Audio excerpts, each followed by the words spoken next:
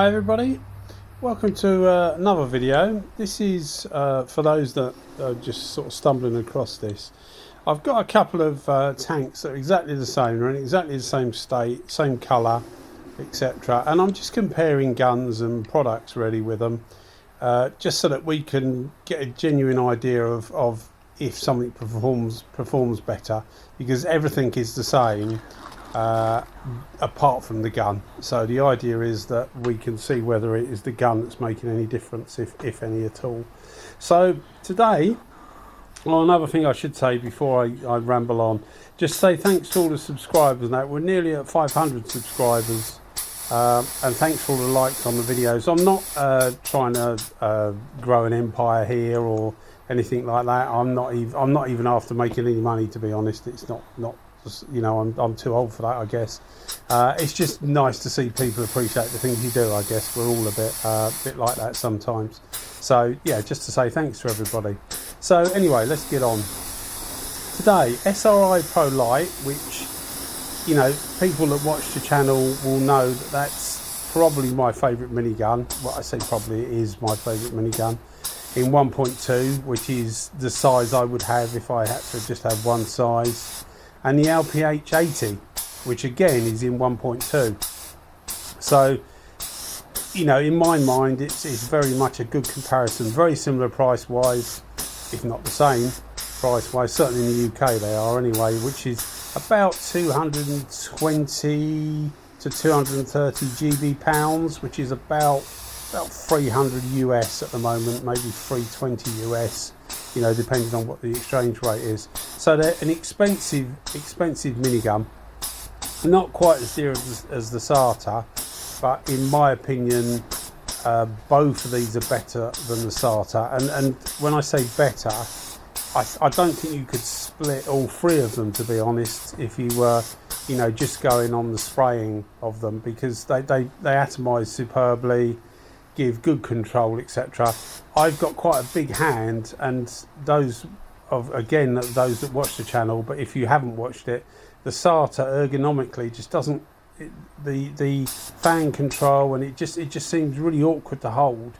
I've got nothing against the gun itself, it's just that it's not particularly comfortable, and that's one of the things with the LPH80. It's not as comfortable as the SRI Pro Lite. I mean, I fit a size 10 glove, which is an XL glove. I can get in a size 11 without too much problem, which is a double XL, and I can also fit in a 9, which is just a large, I think. So my hands aren't huge, but they're not small. And the only one that feels comfortable out of this and the SRI, and if I'm talking about it, the SATA 440B, is the SRI Pro Lite. It just feels really comfortable in the hand. The LPH80 just feels too small in the hand, certainly in my hand, and the SRI, as I say, feels perfect. So as far as like the feel and use of the gun, the SRI for me is a clear winner.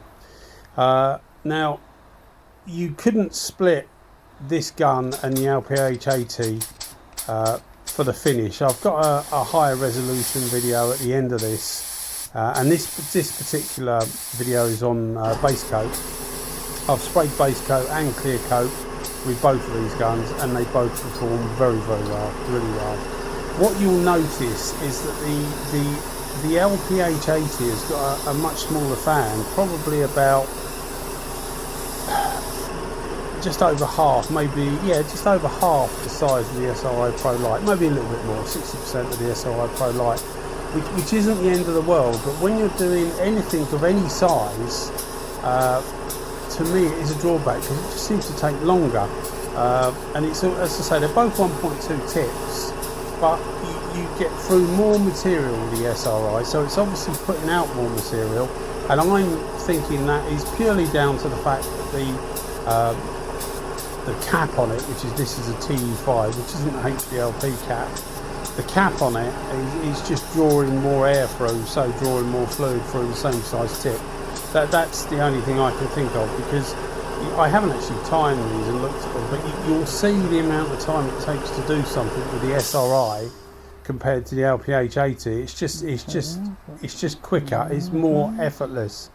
Now the LPH80, I think I've only ever done one video with it. And a guy picked me up on it and said that you're being too hard. You know, I think it's the best minigun out there. It's a cracking minigun. I think it's probably the best made minigun out there.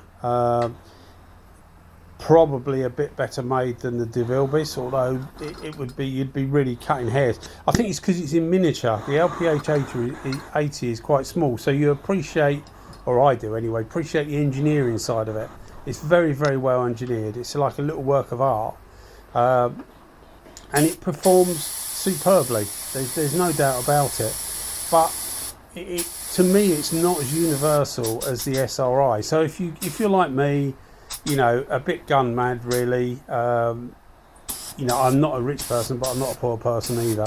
So someone that can afford to have a few different guns, and I have got a few different guns, believe me, it's something you think, well, I'll have one of those and one of those. If I appreciate that a lot of people that watch this channel, and a lot of people in general, you know, you've got kids and a family, etc., etc. So you just can't lay this money out for this stuff all the time. So I try and look at it from the fact that somebody would only want sort of like one minigun or maybe two miniguns. And this is where, for me, if you want to spend a reasonably good amount of money for a minigun, I would have the SRI any day over the LPH80, because to me it performs as well, it feels much better in the hand, is quicker at doing what you want to do, can put out more material if you want it to. It's just generally more usable. I was going to say user friendly, but it's not really. If you had really small hands and you were doing really small things, I think the LPH80 would be maybe the better gun for you. I really don't know, because you know, I'm a big chap, so I've got big hands. I've had big hands in my life, so I won't know. But that's what I would think. But definitely the SRI to me is a much more universal gun. So if anybody says to me, you know, well, would you like more out of the LPH80 or the SRI? I go with the SRI all the time, because it just, you know, it's just, for me, it's a really good gun. It can do loads of things, capable of doing, you know, full panels without much of a problem. And another thing, another chap, I think it was a different chap, said to me, oh, you know, the LPH80 can do a full panel if you know what you're doing.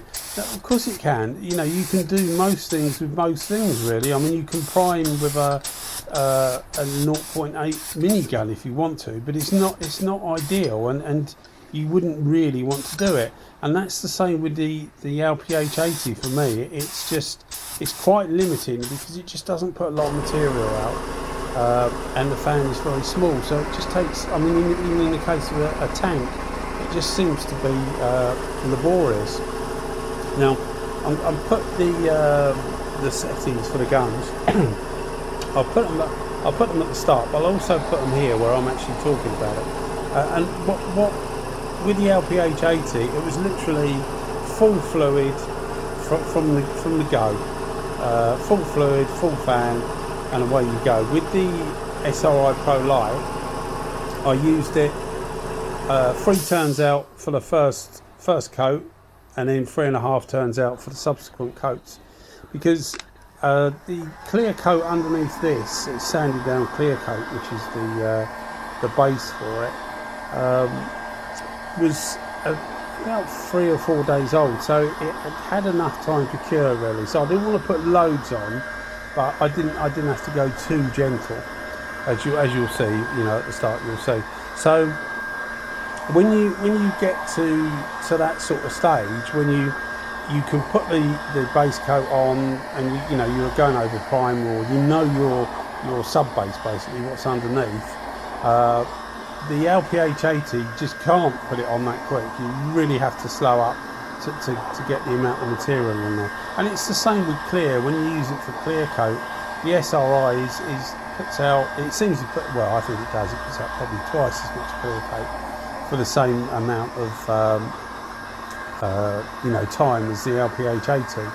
So it just makes it harder to use. you know, and you get, as I say, you get as good a finish on either. You can't split these on finish. They're both superb guns. The temperature was 10 degrees, so it wasn't exactly warm and it wasn't really cold. But you can see the fan there, and it's an eye pattern, so you get quite a size of fan, but you don't get any depth to it. You don't get any middle to it, if that makes sense. Whereas the SRI is capable of a reasonable size fan, but it's wetter in the centre.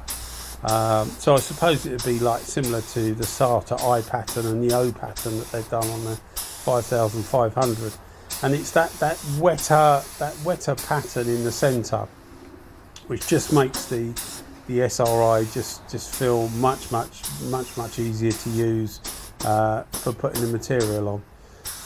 You'll see here that I do a drop coat on both because it is a metallic.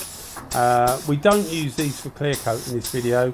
We're literally just using it for base because the videos, when you're doing two tanks with two different guns, the videos go on a bit long really.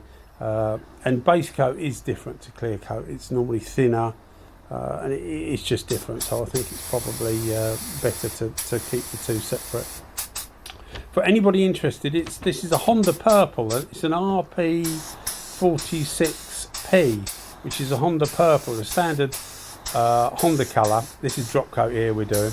It's a standard Honda colour, but it's a really interesting colour. It's like a metallic-y, pearly purple. My first time using this colour, but I was quite impressed with it. So, you know, to sum up really, as I said before, people know that I would have the SRI Pro Lite. No probably about it really, but I enjoyed using both of these guns side by side, and I've enjoyed using most of the guns side by side because there's certain things you pick up in your head when you use it for something, and you think, oh, you know, that was good at doing that, but it does matter when and where you're doing it. So if everything else is the same, the only thing that can be different is the gun. You know, sometimes you get like a coverage of a paint or whatever, it is not as good over a certain colour or whatever, and you think maybe the gun's not putting out enough, or it's not atomizing correctly or whatever. But when you're doing, as I said, you know, exactly like for like, it can only be the gun. You know, it can only be the gun. And when you watch this, you'll see that the LPH80 has performed effortlessly, but for the painter, which was me, and I can only convey this to you because I'm doing it, it just feels harder work, not more difficult work, harder work, more of it I suppose, to get the same finish. And the SRI is capable of doing everything the LPH80 is capable of doing, in my opinion anyway. It's capable of doing just as much, yet it does so much more, if that makes sense, because it just seems more versatile. And at the end of the day, as I said, if you're only buying one mini gun, then you want something that's going to do most things. If you've got loads of money, then, you know, by all means buy an LPH80. They're a beautifully made little thing. It won't take up much room in your cabinet because they are so small. You know, but I mean, I've got one, but I'd only ever buy one. I don't even want one really. You see here on the tank on the left with the gun opposite it is the SRI and the LPH80. I would tell you honestly if I noticed any difference between the two, you know, from a finish point of view, and there is no difference. If one looks slightly brighter than the other, or what, it's purely the light. It's purely the light or the camera, because, you know, I could not split the two of them. Both beautiful guns to use, and both, you know, effortless for performance. It's just that one I just find it much sweeter to use than the other ones. Anyway, okay, I'm going to stop rabbiting now and say goodbye. And once again, thanks for everybody liking the videos and all that sort of stuff, and the comments. All right then, guys. Cheers. Thanks for watching. Bye bye.